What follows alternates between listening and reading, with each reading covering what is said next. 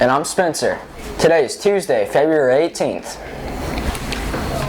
We'll get today started by highlighting other classes who have met the contact challenge.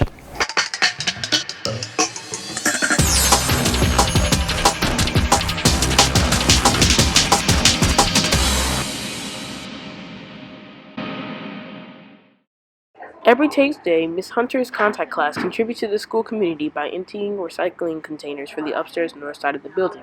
In addition, they contribute to a quiet reading environment on Thursday morning.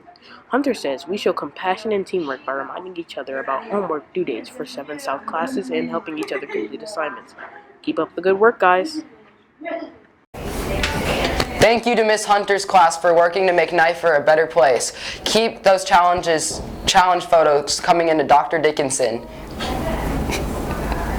February 7th was the anniversary of this Kirkwood City Hall shooting. Daniel talks about this tragic time in our town's history as we take a minute to remember the tragedy of that day. 12 years ago, on February 7th, 2008, something tragic happened at the Kirkwood City Hall. At a city council meeting, Charles Thornton, a Kirkwood resident, showed up because he had a long-standing grievance with the Kirkwood City officials.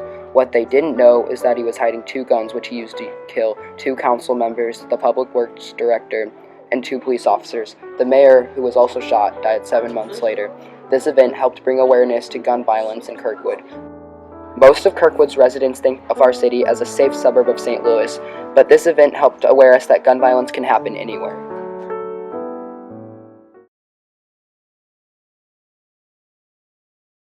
Our thanks to Daniel for this reporting.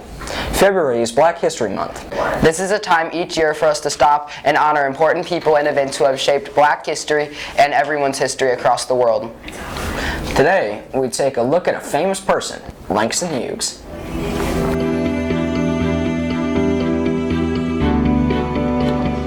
James Mercer Langston Hughes was born February 1st, 1902, in Joplin, Missouri.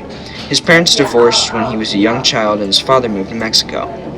He was raised by his grandmother until he was 13, when he moved to Lincoln, Illinois, to live with his mother and her husband before the family eventually settled in Cleveland, Ohio. It was in Lincoln that Hughes began writing poetry. After graduating from high school, he spent a year in Mexico, followed by a year at Columbia University in New York. During this time, he held odd jobs such as assistant cook, larderer, and busboy. He also traveled to Africa and Europe, working as a seaman. In November 1924, he moved to Washington, D.C. Hughes' first book of poetry, The Weary Blues, came out in 1926. It was published by Alfred A. Knopf in 1926. He finished his college education at Lincoln University in Pennsylvania 3 years later. In 1930, his first novel, Not Without Laughter, Knopf, 1930, won the Harman Gold Medal for Literature. Life is for the living, death is for the dead. Let life be like music, and death a note unsaid, by Langston Hughes. Later this week on World News at 8, we will hear about an event in Black history. This week, after school, the Kirkwood High School Lacrosse Club is offering lacrosse as an activity for any interested students.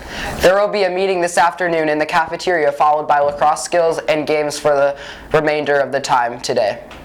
Lacrosse skills and games will also be offered on Wednesday and Thursday, weather permitting. This activity will be held outside on the track, so dress for the weather.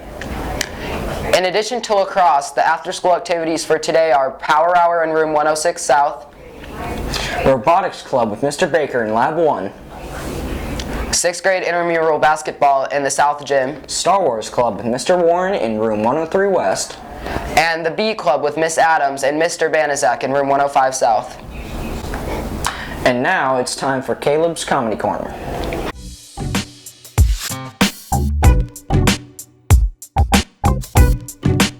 Hello, my name is Caleb, and you're watching Caleb's Weekly Comedy Corner. First joke. Why did Johnny throw the clock out the window? Because he wanted to see time fly. Yeah. Second question. What did the policeman say to his belly button? You're under arrest because, bulletproof vest. So, yeah. And third question. What happens if you get bit by a radioactive spider? I had to do it bad. You become Spider-Man. Yeah, so funny. Now we're here with my guest, Ben. Knock knock. Who's there? Cow says. Cal says who? No, a cow says moo. So bad. This is the end of Caleb's Comedy Corner, and see you guys next week. That one made me laugh. Thanks, Caleb. Well, that's it for today, Nipher. We hope you have a great day, and remember, You belong at Nipher.